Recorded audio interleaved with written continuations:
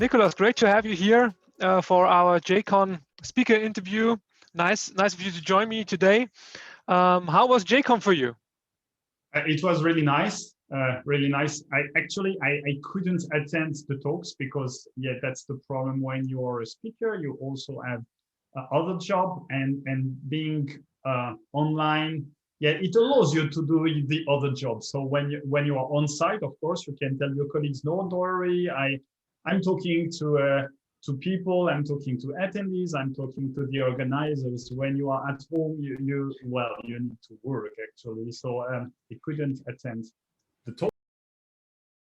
Nice for me, and I really want to thank you for that. Okay, great to hear. It was fun to do. We had a lot of people there, and we had people from over 50 countries. It was great to have such a broad community. That's a lot. With us. Yeah. So I saw you're actually some kind of Vaadin guy. You wrote the book on Vaadin, right? Yes, I did. How did that happen? At that moment in time, I was a consultant. I was working for public administration, and let's be honest, people who work as developer in public administrations, they might not be that interested in technology or in learning a lot of stacks. And so if you want them to write a Java app, then they need to learn the Servlet API, they need to learn Java, of course. They need to understand about application servers, but they also need to write the front end. So they need to understand about GSPs, about HTML, about JavaScript, about CSS. And I'm not talking about any actual framework. And I thought, how can I make their life simpler? And I stumbled by chance upon Vaadin, and I fell in love with Vaadin. And afterwards, I happened to meet the founder, Jonas, and yeah, he was searching for somebody to write a book, and I was thinking, oh, that could be a great idea. So that's what happened. Cool. I'm also a Vaadin fan. We do with Rapid Clips, we do a lot of Vaadin projects, so that's really fun. But nowadays, you're a developer advocate at Hazelcast. What's your work there? What's you doing? Well, developer advocacy, that's that's one of those new jobs that are really, really hard to explain. My overall goal, my goal is to make the path for developers to use Hazelcast easier. So before that, of course, they need to know about Hazelcast. So the first time is, hey, what is Hazelcast? So I'm pitching and telling, hey, this is Hazelcast, this is how you can use it. And of course, now we have two products. We have this in-memory data grid, which basically you can picture yourself in your mind as distributed data structures.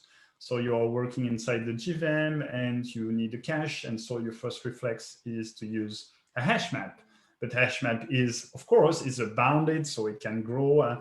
And if you lose the JVM, you lose everything. So in-memory data grid allows you to distribute a data structure. It can be a hash map, it can be a queue, it can be a list. Well, we have a lot of them over the network, so you can shard, so you can replicate. And if you lose one node, well, you keep your data. The other product is Hazelcast Jet, and we leverage Hazelcast IMDG to do in-memory stream processing. Okay, and that's what your talk was about at JCON, right? Well, my talk, I don't like to pitch the product, actually. And I think that if you come with a marketing approach, it's the wrong approach when you are approaching developers. I still picture myself as a developer. I still think I'm a developer. Perhaps I'm not anymore. But I actually hate when people throw me their product in the face. So I'm trying to tell about something general. And then, of course, at the end, I have an implementation that I'm doing with Hazelcast Jet. But my talk was more about, hey, we are talking a lot about stream processing and data streaming. And why is that so important? How did we came into that state? So that was more about the journey from the old days batching model to right now what happens and what are the current states. Yeah, great. Let's dive into that, because in your abstract, you write decision makers prefer slightly wrong data sooner than 100% accurate data later. Why is that? Well, I don't know. You must ask them. Okay. But no, I have an example. As a consultant, I worked in retail before, and in retail, if you are a supermarket director or head of department, like especially on weekends, you want to have the sales hour by hour. So let's imagine that you have a huge stock of, I don't know, bananas. They are ripe. They cannot stay longer into your stock. So you want to know the trend of your sales, because you want to sell them all. And you probably have those like hourly analytics, and you say, oh, during the previous hour, I didn't sell enough. So at the end of the day, I will need to throw them out. I don't want anyway, so I will have a discount. Mm-hmm. And this is like the poster child for like very, very correct data that you don't care that much about, because it might be better to have the numbers like 5 minutes before the hour. And of course, you will lose 5 minutes, and those 5 minutes are the 5 minutes of correctness. But during 55 minutes, you already have some good training to understand whether, hey, yeah, your sales of bananas, are they going in the right direction or the wrong direction? And perhaps 5 minutes might be already too late. So perhaps you want like 10 minutes before. And having this frame of mind that we want like to slice something that is infinite, well, at least 8 hours, into slices of 1 hour, it is something that we impose upon our model. Mm-hmm. And well, you know that all models are wrong, but some might be useful. But right now, it was something that was framed by the batch model, that we have a database, that transactional database, and we need another database for analytics with no constraints, like no joins, everything completely flat.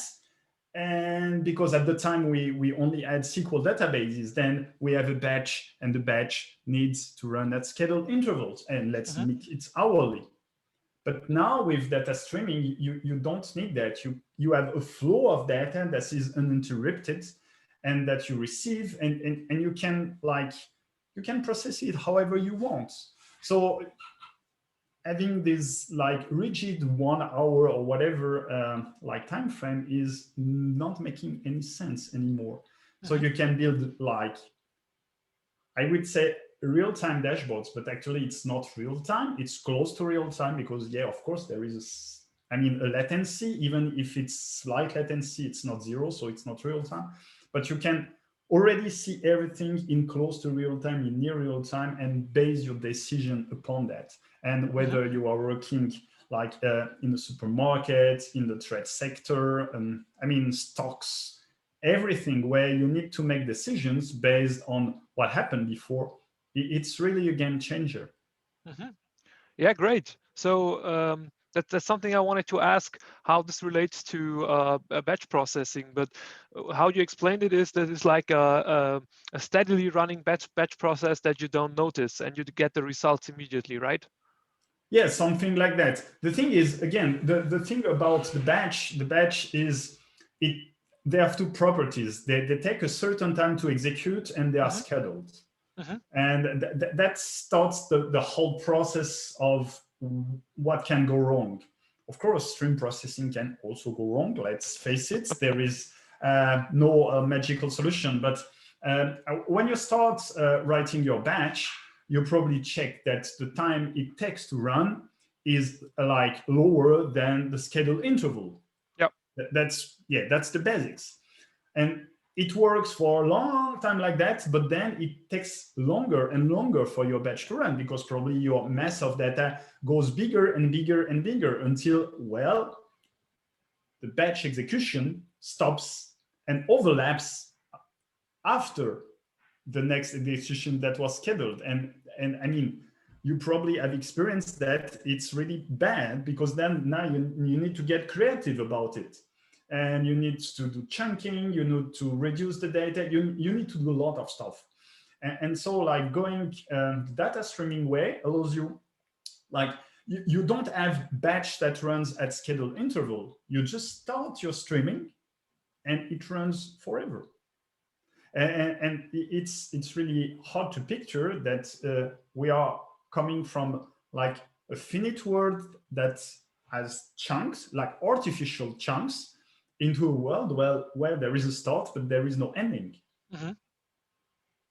Yeah, great explanation. The first thing when people talk about data streaming these days is sort of what the first thing that comes to mind is there's always Kafka in the mix. How does that match? Well, it depends. It depends. It depends what your events mean to you. For example, once you start seeing the world in terms of infinite streams of events, you can do a lot of crazy stuff. I have in one of my talk, for example, I use compilation events as like streaming events, and so I show how you can like deploy in real time bytecode to a production system. Mm-hmm. Okay, cool. That's a very crazy, or let's say in a better way, creative way of saying like we are doing streaming. But in that case, you don't want to save the events on disk, on storage. Mm-hmm. Another use case, which is actually very, very widespread, is in the financial services. You want to do fraud detection. So for example, when you insert your credit card, it runs through a long pipeline with multiple checks. One of them might be, hey, when was the last transaction? And more importantly, where was it? And would it be feasible for the person to move from the last transaction in the time frame? That might be something.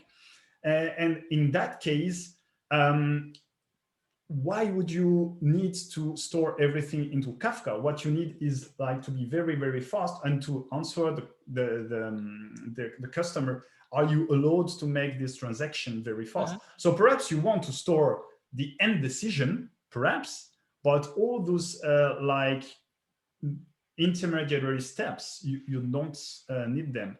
So it depends a lot on your use case. And yeah, I know that Kafka is pretty widespread and for good reasons. But it's like everything. Yeah, if you have a hammer in your hand, then everything looks like a nail. And I am a bit, let's say, disappointed in the industry in general. Like everybody must have microservices, everybody must be agile, everybody must do Scrum, everybody must have Kafka. No, it depends a lot on your context. And we must, as developer advocate, I try not to be too prescriptive, because I understand that what appears to me as an implicit context might not be yours. And the solution that I have in my mind for this implicit context doesn't apply to your context.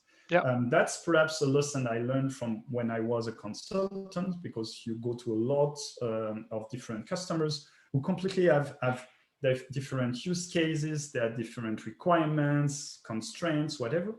And so I don't try to apply always the same solution. So sometimes Kafka will be a very good fit, because yes, you need to store the events, and more importantly, you need to replay them if something goes wrong. But sometimes not, and writing to disk every time will take storage, will take time, and it won't meet the requirements. Okay, that's great difference. So basically, what you're saying is it easier to use Hazelcast Jet for stream processing, because I don't need a zookeeper and a lot of brokers, and can I run it directly in my JVM? Yeah, that's the point. We are using the ref protocol internally. So for consistency, we are like handling it internally. We don't need an external infrastructure. And yes, it runs inside the JVM, but it's a distributed system. We make it possible to scale horizontally. So it's just like adding more nodes. We'll distribute the workloads over all the cluster. And of course, if some operation, probably the reading and the writing are operations that are hardly parallelizable, then you can say, hey, don't parallelize it, then make it like single node this operation, and perhaps also single core. Cool, great. What is the best way to start with a Hazelcast Jet project? Well, if you are a Java developer, it's really like super easy. Jet comes as a Maven dependency. So you just add it to your POM or your Gradle build file, and then you write jet.new instance. And when you start your application, Jet will start, and by default, it will start multicasting over the network. It will find other nodes, and they will form a cluster. Of course, you can start with only one node. That's not an issue, but if you're a Java developer, it's really like super easy. Also, if you want to like play with it in a slightly in an environment slightly closer to production, probably in the end, we'll probably decouple your application and the cluster. And for that, now we started adding a command line. So right now we only have IMDG on the command line, but soon we will also have Jet. So you will be able to start a Jet node directly from the command line. Oh, cool. That's great. So what's the next thing besides the command line start that will be coming to Hazelcast Jet? The cloud is coming to Hazelcast Jet. Okay, what does it mean? Everybody has a cloud. Yeah, exactly. So because everybody has a cloud, no, because some customers want to have managed service. They don't want to like exactly configure Jet or IMDG, and they want somebody to take care of that for them. And yeah, it makes sense.